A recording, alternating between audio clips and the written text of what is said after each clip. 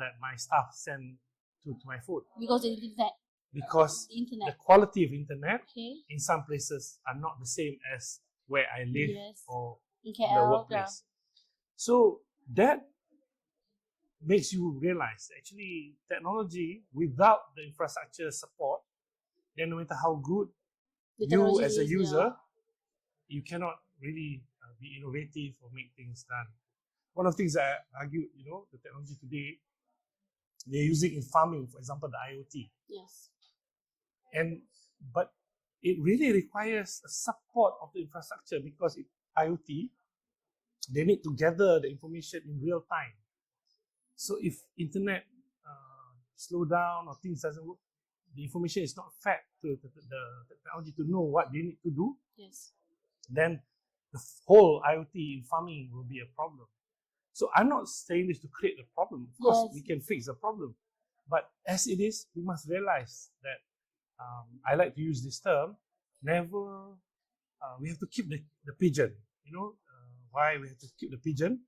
Because when all else fails, there's no electricity, internet doesn't work, how are you going to send mail to, remember those days? Yeah. You take a pigeon, put the little note, so the pigeon will fly. Yeah, the pigeon is still useful. So I'm always reminding people the traditional method is still useful. Yeah. So never think that technology will drive sustainability because it's a human being who drives the technology. Yes. If the human being did not get the right information or understand, then technology will drive the human being, then we are dependent. So we should not be dependent on technology. It's that the technology must be dependent on us. And I think if we can do that, then we can help other ASEAN countries to also reach the same level as we or countries more advanced like Singapore.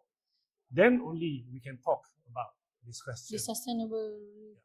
So basically, even though the Singapore and the most advanced we can say is Singapore country, one of the smallest country in the world, but the most advanced in the ASEAN, I suppose.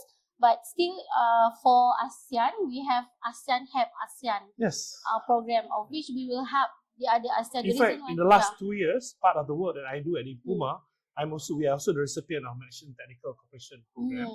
We have been helping Timor-Leste.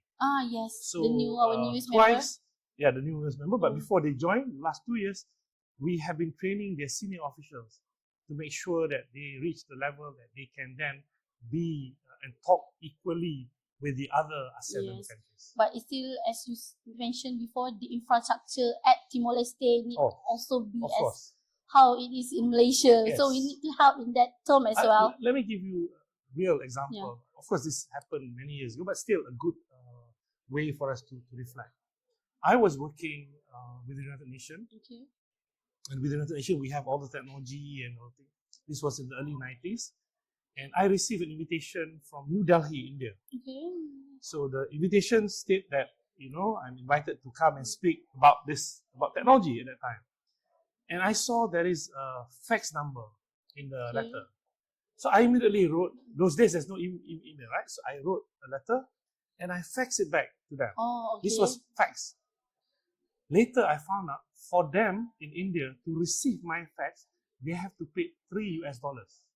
Oh. So imagine. Even within the same country, faxing. Exactly, because they are borrowing, they put the fax number, but the fax is owned by, because those days, there only one person who owned a fax machine. Oh, it's not common, but people thought that they want to be up with technology, and they put the fax number. So it's silly. So when I found out, I said, you shouldn't have done that, because people would assume you have your own fax machine. Yes. So people fax it back to you. Because for us, but it's not you who received. It's somewhere else. Yeah. And then when you have to go and collect that fax, you have to pay. So we are using technology without realizing that whether we need it or not.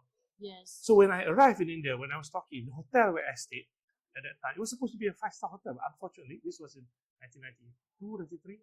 So back then, the electricity caps, like suddenly it's the power trip on off.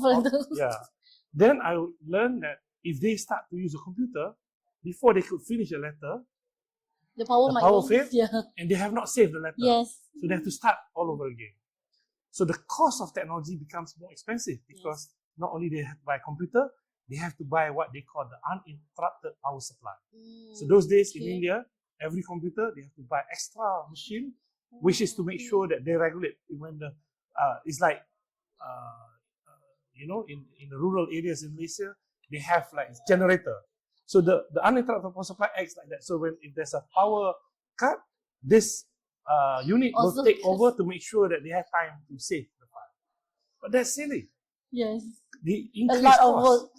Then I asked them, what do you all actually use computer for?